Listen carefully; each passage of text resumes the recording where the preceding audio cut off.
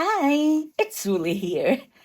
And have you ever wondered how is Ehlers syndrome ever diagnosed if you have no idea what it is?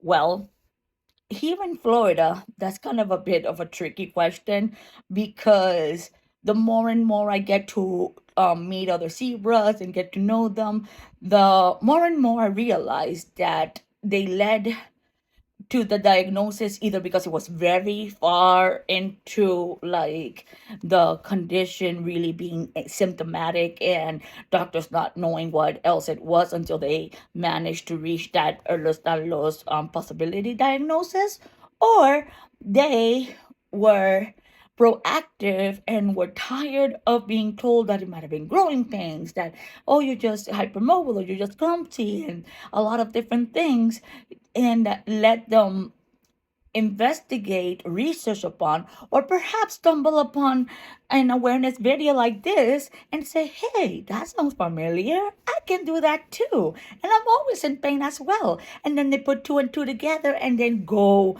and see if they have a diagnosis of Ehlers-Danlos syndrome.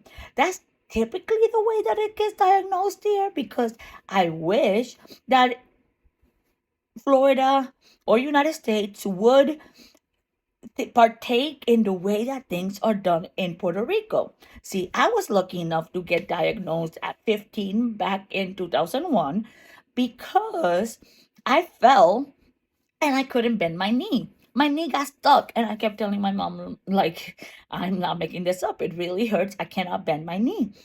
And the orthopedist put me in a cast and took me to an MRI because on the x ray they seemed normal. And with the MRI, it just showed a contusion, but it didn't show any fracture. So, stumped it about what was going on, he just sent me over to physical therapy. However, in Puerto Rico, before you go to physical therapy, unlike here, that even your primary care doctor can refer you to physical therapy, over there you have to see a specialist called a physiatrist.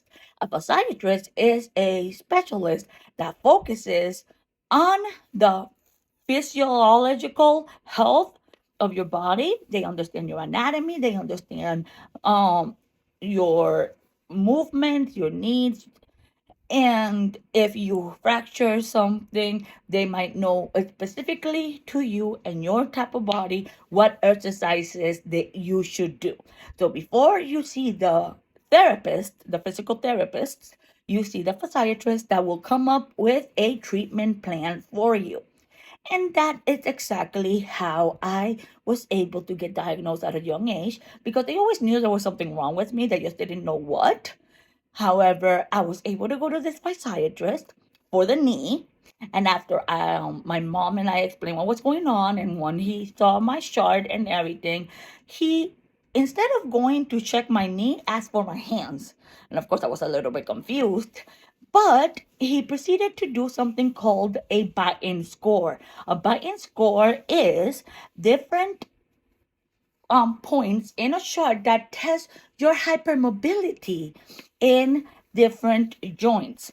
And I got a 9 out of 9, meaning I can hyperextend both of my elbows, I can hyperextend my knees, my ankles, I can touch the floor without bending my knees. And that with like gastroenterological issues that I was having. Unfortunately, my first colonoscopy also came at 15. A lot of things made sense finally, that it was something that I was born with. And that started my journey with Ehlers-Danlos syndrome. Yes, I wish I would have been more aware of the consequences that it would have taken to my body, because I didn't prepare myself. I didn't do enough physical therapy. And now I am paying for it. I'm 36 and disabled. But this is why this is so important for me. Happy May 1st. You will be hearing a lot from me. That was today's Ehlers-Danlos awareness topic of the day. How is Ehlers-Danlos treated or diagnosed in your part of the world? And I hope that gives a little bit of insight on the necessity of physiatrists or doctors that actually understand the anatomy and physiological health health of your body, because honestly, it does makes a difference. Orthopedics sometimes just want to focus about surgery and whatnot, and our condition is different. We have elasticity either of the skin, of the joints. We have faulty collagen. And in my case, I have Q mutation in my connective tissue panel. So I do have hypermobility EDS. I am a zebra. When you hear hoofbeats, don't only think horses, think zebras too, because we do exist. Thank you so much for your time. See you tomorrow. Bye.